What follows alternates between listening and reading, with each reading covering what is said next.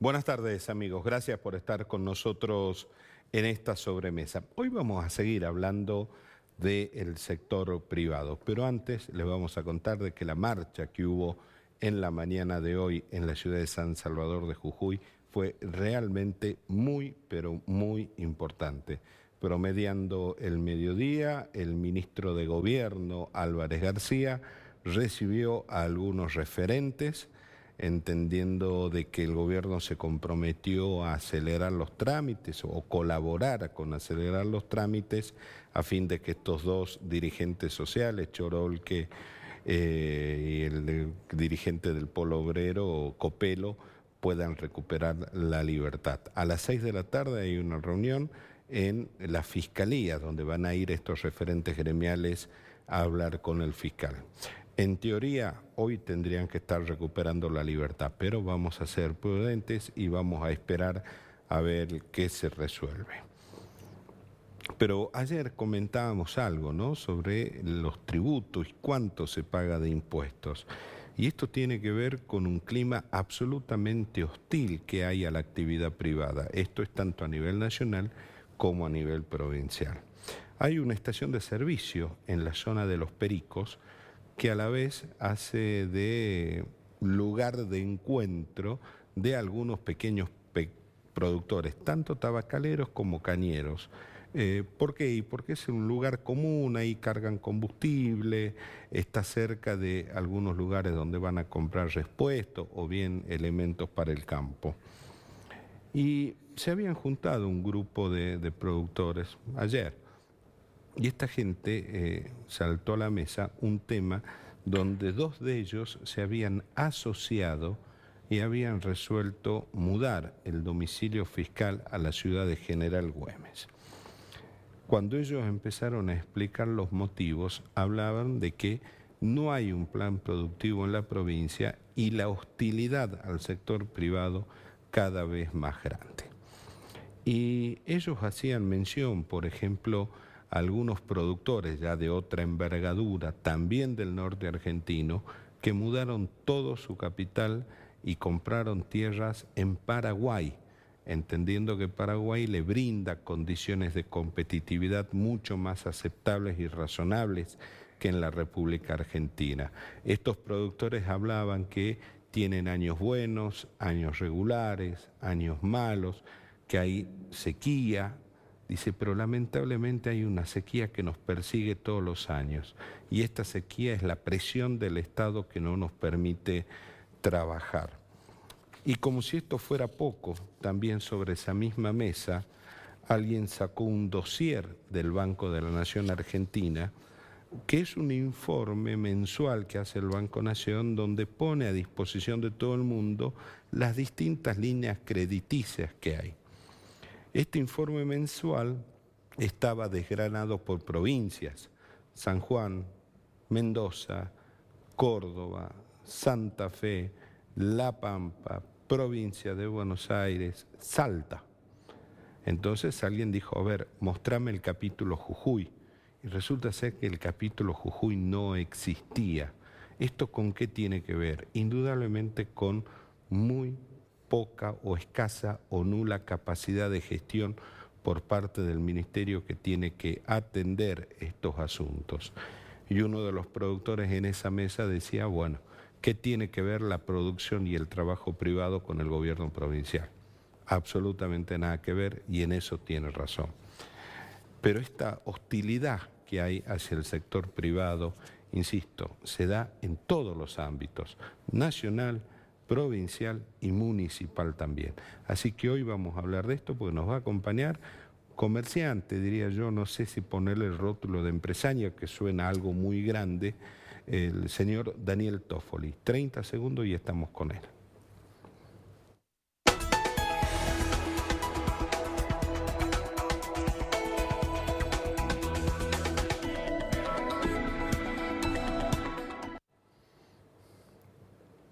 Seguimos en esta sobremesa, lo habíamos anunciado. Daniel, gracias por venir acá. Bueno, muchas gracias por la invitación. ¿Es muy difícil ser un emprendedor privado en este país, en esta provincia y en este municipio?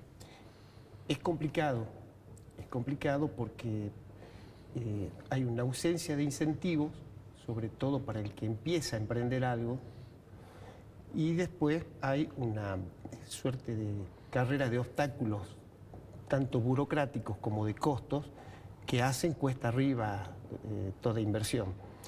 Y esto repercute ciertamente en las fuentes de trabajo, que no se pueden multiplicar desde el sector privado como debería ser, y es la realidad con la que nos venimos moviendo desde hace mucho tiempo.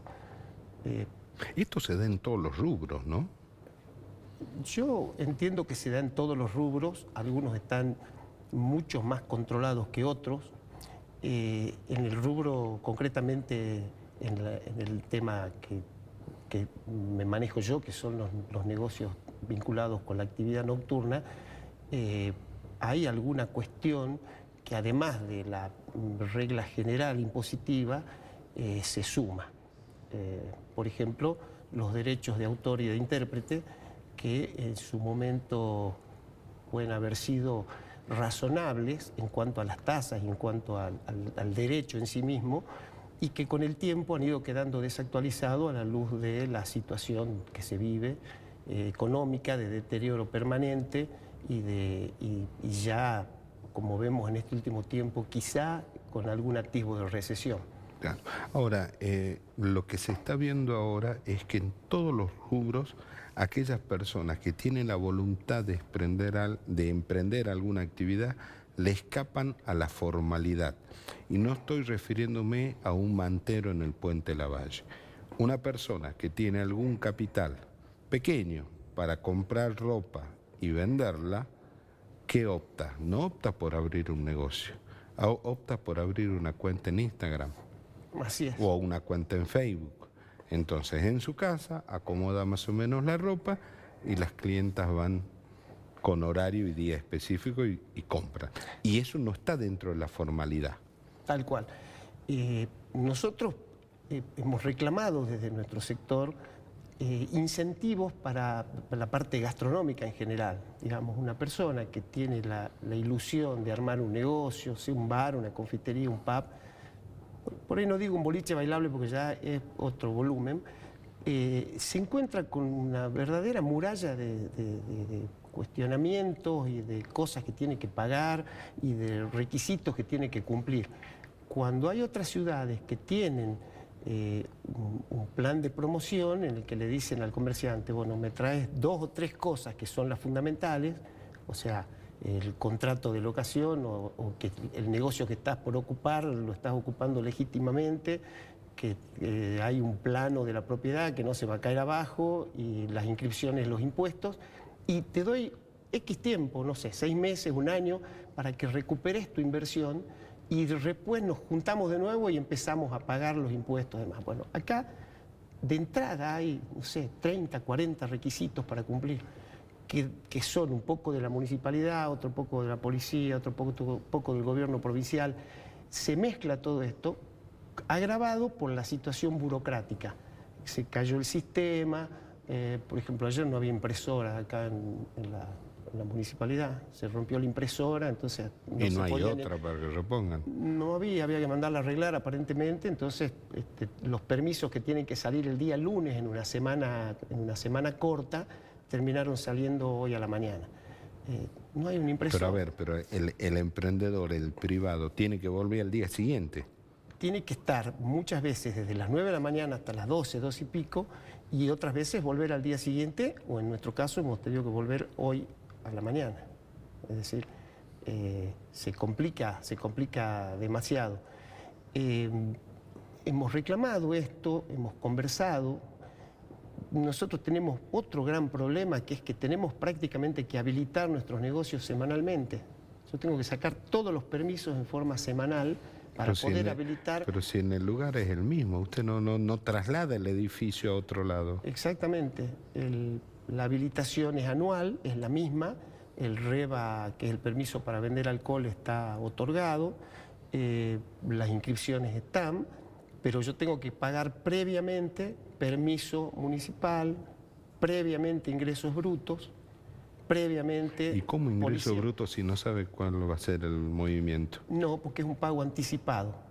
que tiene que ver... Se presupone tanta gente. Se supone en función de la capacidad de cada lugar. Entonces, si yo tengo una capacidad de, supongamos, 300 personas, la multiplican por el precio de la entrada y sobre eso se aplica la tasa. Y yo tengo que pagar anticipadamente como si metiera toda la gente. ¿Y si ese sábado van 50? Chau, no hay vuelta, digamos. Se podrá hacer una compensación, pedir y demás, pero si van 50 no hay modo. Y si va más gente hay que hacer un ajuste. Y después también hay que hacer un ajuste por la otra venta de barra y demás. Esto ha sido mejorado este último tiempo por una resolución de la directora de rentas, porque antes la tasa era el 15%, la tasa de ingresos brutos. Y ahora en una última resolución de hace unos días bajó al 3,5% para los boliches bailables. Pero a la vez esa misma resolución incorpora en el sistema a los pubs, restaurantes y demás, a todo el que cobra entrada o a todo el que hace algún tipo de evento que tenga que ver con espectáculos o con la música. El señor que vende camisa tiene la competencia desleal, entre comillas, lo digo, muy entre comillas, de esa otra persona que en vez de abrir un negocio vende en su casa a través de redes sociales. Y ustedes tienen las fiestas clandestinas. Claro, tenemos las fiestas clandestinas, tenemos las juntadas. Esto se vio agravado al extremo en la época de las restricciones propias de la pandemia, donde los que teníamos restricciones éramos los negocios habilitados y la noche ilegal funcionaba prácticamente sin problemas, en función de que era en propiedad privada, la policía no podía ingresar, el municipio no tenía por ahí capacidad técnica y operativa de controlar tantos lugares. Y entonces ahí sí la fiesta clandestina era una realidad. Ahora por suerte han parado estas restricciones y hay un poco menos, digamos. Pero siguen habiendo. Usted entre a redes sociales y va a encontrar en todos lados. Siguen habiendo y sigue habiendo otra cosa que es la desvirtuación del rubro. Es decir, yo habilito como una cosa y en medio de la noche me transformo en otra. Con lo cual es fácil porque yo pago impuestos y tasas y permisos como pub o como bar, y en la noche se desarrolla la misma actividad que en un boliche bailable que paga toda esta otra cantidad de cosas. Entonces esto también es una competencia desleal. Y después hay otro tema que ahora próximamente lo queremos plantear, ya lo venimos conversando, que es el tema de la edad de ingreso a los boliches bailables. Actualmente la ley de nocturnidad no permite que entren menores de 18 años. Pero pueden votar los chicos menores de 18 años. Pueden votar, pueden ir a la guerra. Pueden hacerse un aborto. Pueden casarse, pueden tener un trabajo lícito y disponer de su dinero, lo que era en el Código Viejo el menor adulto desde los 18 hasta los 21. Todo esto puede hacer, pero no puede entrar al boliche bailable. Es medio absurdo, ¿no? Es totalmente absurdo y desactualizado. Pero digamos que si el legislador buscó resolver el tema de los menores en la calle y con esta legislación lo logró, y digo, bueno, la bancamos, pero lo logró. No es así. O sea, no pueden entrar al boliche bailable y no es que no salen. Si un chico en Jujuy más, desde los 16, 17 años, tiene mucha actividad vinculada a la fiesta del estudiante, vinculada a las cuestiones propias de los colegios. La juventud sale. ¿Y a dónde va? A lugares clandestinos, a juntadas, a casas alquiladas. Entonces, no solo la ley no logró el objetivo que buscaba, sino que... ¿Fomentó la clandestinidad? Fomentó la clandestinidad, le pasó a la policía un nuevo problema, que es tener que controlar menores en la vía pública, bajo un puente, en una colectora o en una casa particular, y tampoco recauda sobre ese movimiento económico. O sea, también pierde plata el Estado. Claro. Todo esto pasa, todo esto está siendo planteado. En la ley hay una excepción para la fiesta del estudiante o para actividades vinculadas a la fiesta del estudiante, donde sí pueden ingresar de 16 a 18 o desde los 16. Nosotros hemos pedido desde el primer momento que esto, que es una excepción, se convierta en la regla y blanqueemos esta situación que de hecho llega el fin de semana y los chicos salen. Los padres tampoco los pueden manejar. Ahora, Daniel, ¿por qué, y esto en su calidad de emprendedor privado, ¿no? ¿Por qué tanta hostilidad de los estados, Estado nacional, provincial, municipal, hacia la actividad privada? Me parece a mí que hay una cosa muy perniciosa, que es que llegan a los cargos personas que no conocen de las actividades.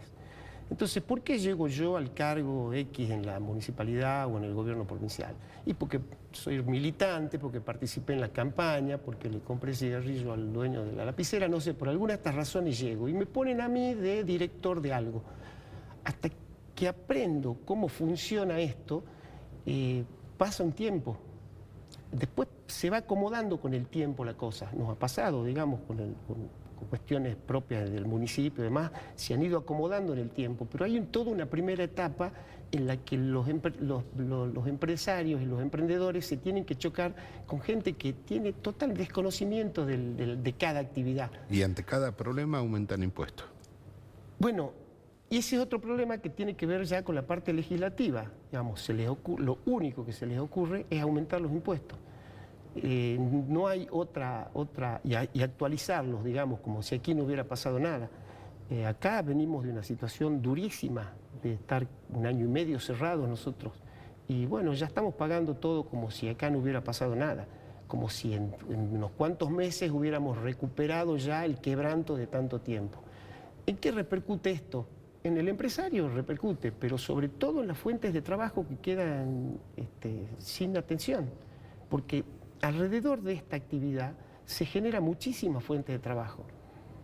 Entonces me pueden decir, sí, en blanco, en negro, esa es otra discusión, porque yo también tengo que decirle a Andrés que alguna persona que yo le digo, ¿querés estar en blanco? Me dice no, porque pierdo el plan. Claro. Entonces se mezcla esto. Yo calculo que este es un proceso, tanto la economía en negro como el tema del blanqueo de la gente que está en una situación irregular, es un proceso que tiene que ser abordado de una manera integral y ¿Modificar la ley laboral? Modificar la ley laboral, pero también las costumbres y hoy veía, por ejemplo, estuve en la zona del Hipólito Yrigoyen, vi pasar 12 cuadras de gente del Polo Obrero y de otras organizaciones que iban a manifestar.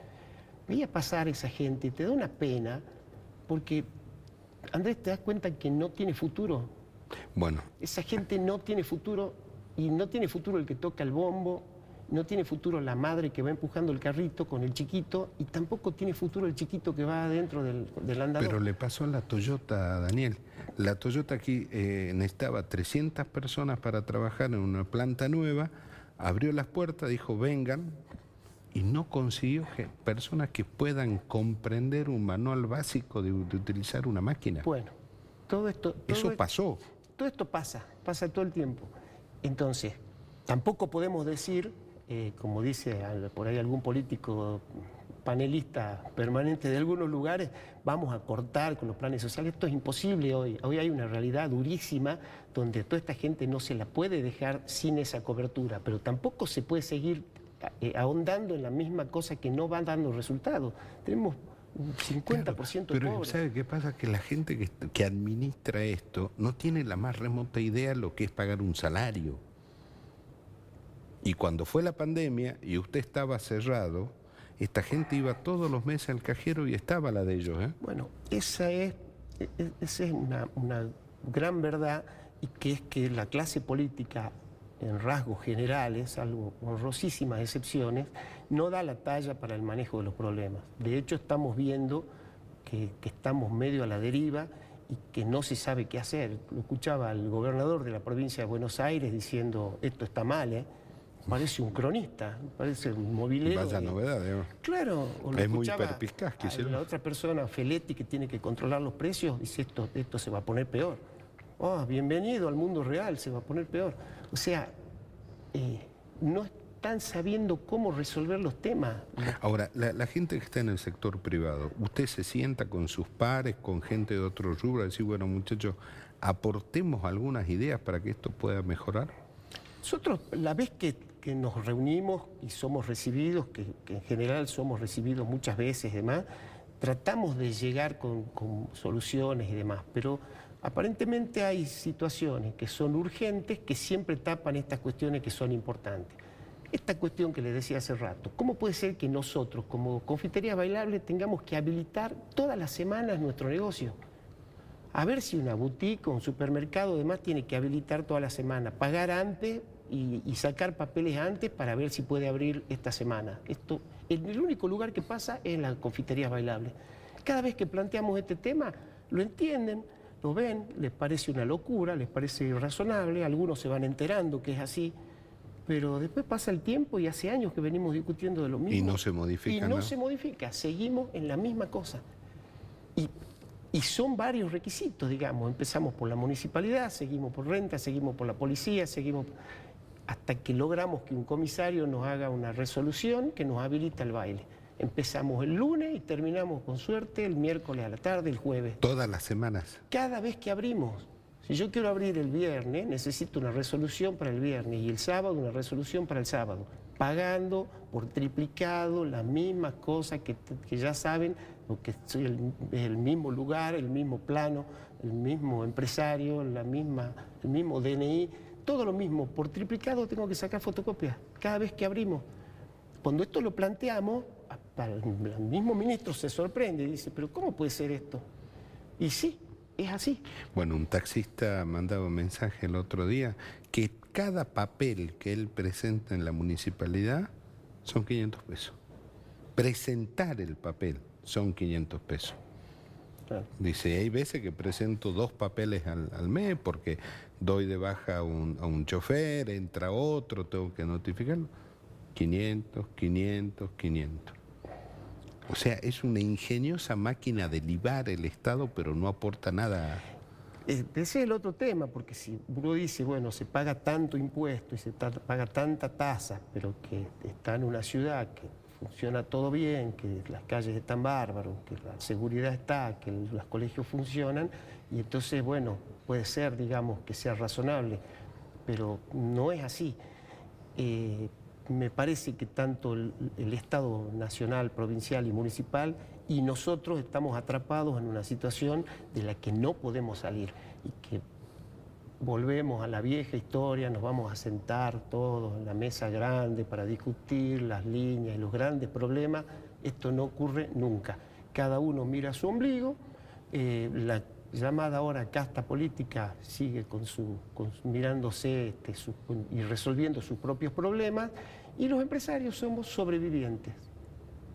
No nos vamos a hundir porque nos aferramos siempre a alguna madera, alguna cosa, y salimos adelante. Como este señor que decía, lo único que yo hacer es sembrar. Hice un año malo, yo voy al año siguiente y vuelvo a sembrar. Claro, no sabe otra cosa. No sabe hacer otra cosa. Daniel, gracias por haber venido. Por favor, muchas Un gracias. placer. A ustedes, gracias por acompañarnos. Dios mediante, nos juntamos mañana a las 2 de la tarde para hacer otra sobremesa. Y ahora quédese que ya viene Palpala Hoy.